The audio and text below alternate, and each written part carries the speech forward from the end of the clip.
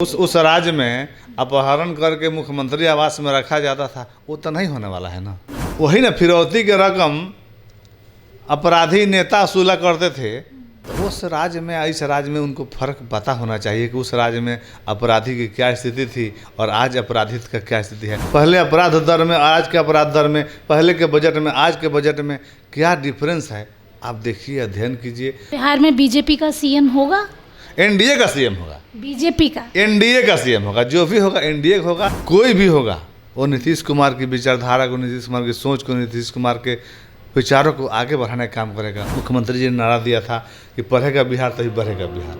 तो जब हम लोगों को जागरूक कर पाएंगे, बता पाएंगे, कानून कार्रवाई मजबूती से कर पाएगी और कर रही है। आप नालंदा की घटना का जिक्र किए, और भी जिला में भी कुछ बातें हुई, घटना हुई, सभी में त्वरित कार्रवाई हुई।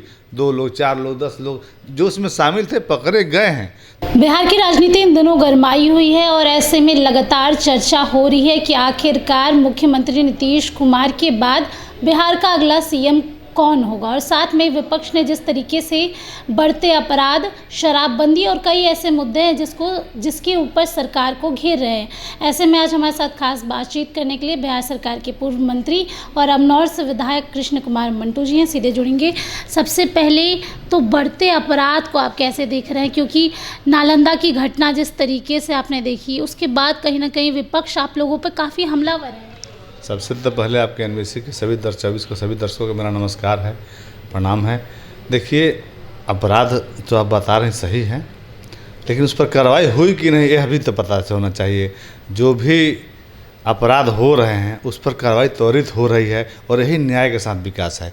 और नीतीश कुमार जी की सरकार, एनडीए की सरकार जब से आई है, पहले अपराधी खुलेआम बंदूक ले घूमते थे, राइफल की नली गाड़ी की शीशा खोल के चलाते थे।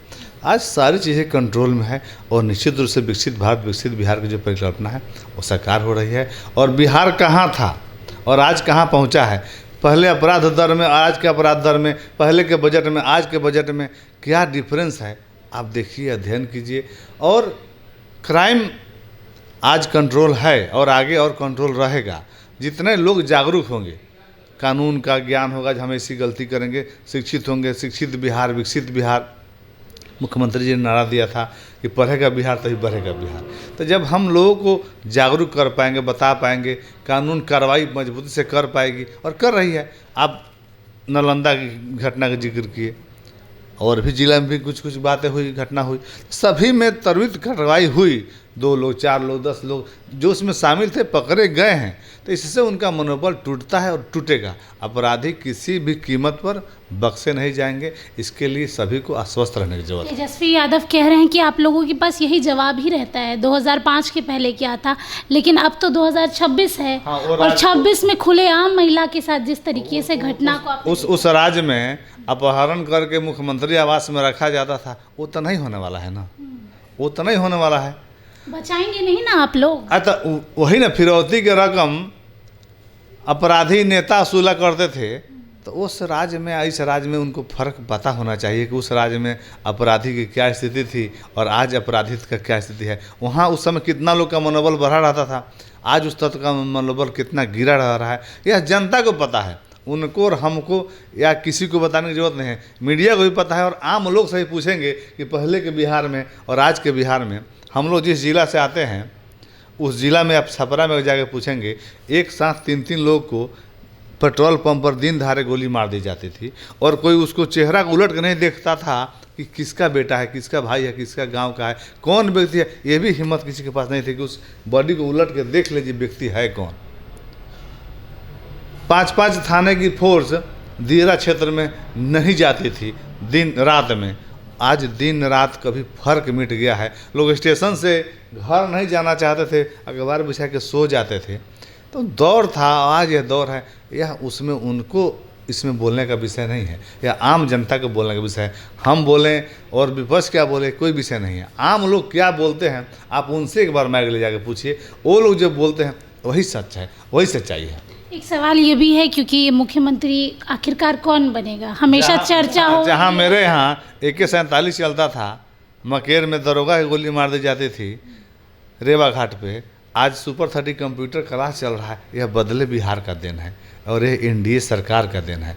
और मुख्यमंत्री कौन होगा, कोई भी होगा, वो नीतीश कुमार की विचारधारा को, नीतीश कुमार की सोच को, नीतीश कुमार के विचारों को आगे बढ़ाने का काम करेगा। और कोई भी होगा नीतीश कुमार के मार्गदर्शन में, उनके दिशा निर्देश पर एनडीए तय करेगा। वो जो होगा एनडीए तय करेगा, और एनडीए जो भी तय करेंगे हम सब लोग उनके साथ कदम से कदम मिलाकर चलते रहने काम करेंगे।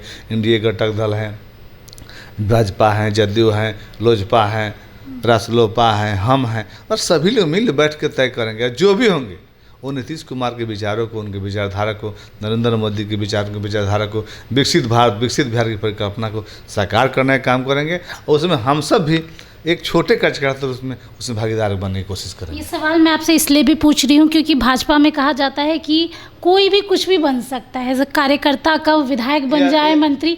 आपसे बड़ा एग्जाम्पल कोई है नहीं क्योंकि बिहार सरकार में आप मंत्री भी नहीं, यह एनडीए में ही संभव है। हम एक प्रखंड के अध्यक्ष थे, समता पार्टी के प्रखंड अध्यक्ष थे, जिला अध्यक्ष होते और विधानसभा तक गए, और आज बीजेपी ओबीसी मोर्चा के राष्ट्रीय कार्य समिति के सदस्य हैं। तो यह सिर्फ और सिर्फ एनडीए में संभव है। एक मुखिया से एक मंत्री तक का सफ़र और एक प्रखंड अध्यक्ष से ओबीसी मोर्चा का राष्ट्रीय कार्य समिति तक का सफ़र, यह सिर्फ और सिर्फ एनडीए में संभव है। क्या बिहार में बीजेपी का सीएम होगा? एनडीए का सीएम होगा, बीजेपी का एनडीए का सीएम होगा। जो भी होगा एनडीए होगा, और एनडीए की सरकार होगी, और एनडीए के विचारों को, उनकी घोषणाओं को आगे बढ़ाने का काम करेगी। चलिए देखिए, अगला सीएम कौन होगा ये तो देखने वाली बात रहेगी, लेकिन एनडीए में से ही कोई सीएम होंगे। और जिस तरीके से बढ़ते अपराध पे क्या कुछ कह रहे थे कृष्ण कुमार मंटरू, आपने सुना। स्नेहा गुप्ता, NBC 24 पटना।